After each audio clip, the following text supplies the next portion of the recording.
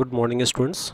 Today we are going to discuss about how to study for board exams or for any kind of test, academic test. So here we are going to discuss 7 ways to study for board exams, or even these ways they will matter also for your test, monthly test, class test, internal test. So, studying for the Central Board of Secondary Education CBSE board exams and looking for new ways to learn. Study tips for the upcoming board exams are listed below, and all these tips can be followed also for the test. First is teaching others. It means you have all heard about group learning. So try putting together a study group.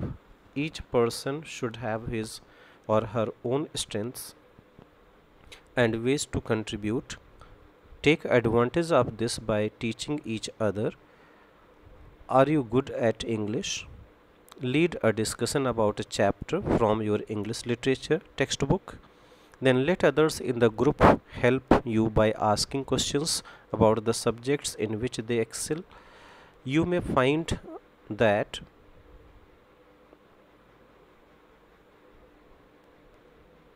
teaching others actually reinforces material for you, not just for those you are helping. Second point is practice. Have you been solving sample problems and exercises to prepare for the board exams? Remember that the act of repetition can be helpful once it comes to exam day. You should recall doing similar problems and have the confidence of knowing you have done this before. Being prepared should reduce exam stress, which can hinder your test performance. If you have consistently practiced, you should be retaining information. This is easy to find out by completing and grading yourself on any and all exercise and sample papers. Assess your progress by marking according to the CBSE marking scheme. Giving yourself this immediate feedback on how much you know helps you focus on where you need to strengthen performance. Number 3 is discuss. Similar to teaching others, discussion is another way of studying for boards or for any kind of test. This forces you to articulate what you know about a particular subject.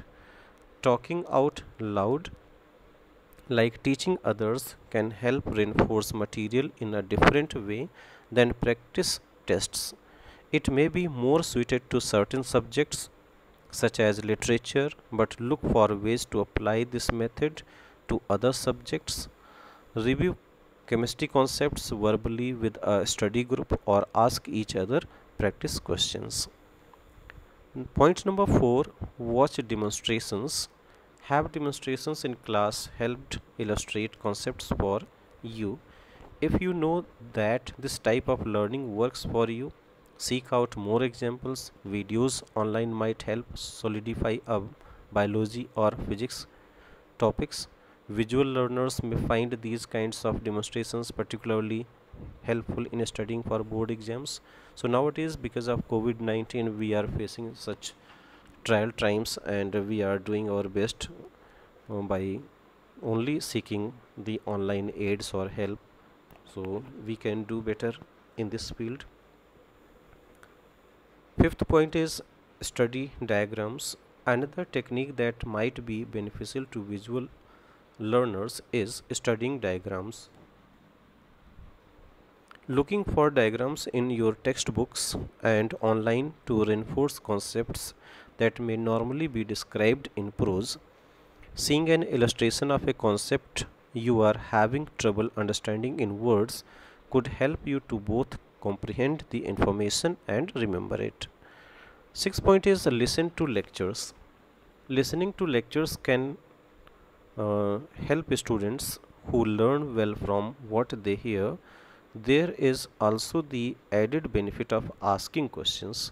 Consider looking for lecture recordings if those are available to you. So this can be a helpful way to learn by hearing even when you are not in the classroom. So nowadays, as we people are sending you lectures, so you can listen them again and again, and this will be rather helpful. Last point is read.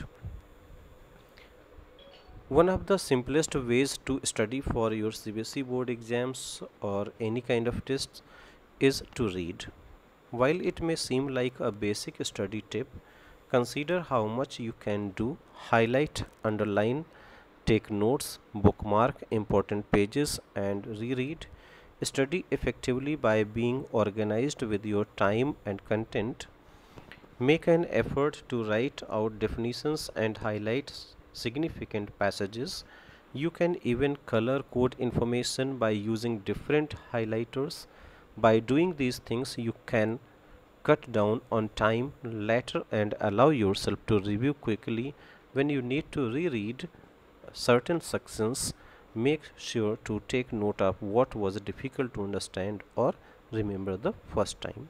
So dear students, in this way you can be able to prepare yourself for the examination in best way, and really I am sure that you will be able to achieve the maximum output in all kinds of exams and tests. Thank you, students.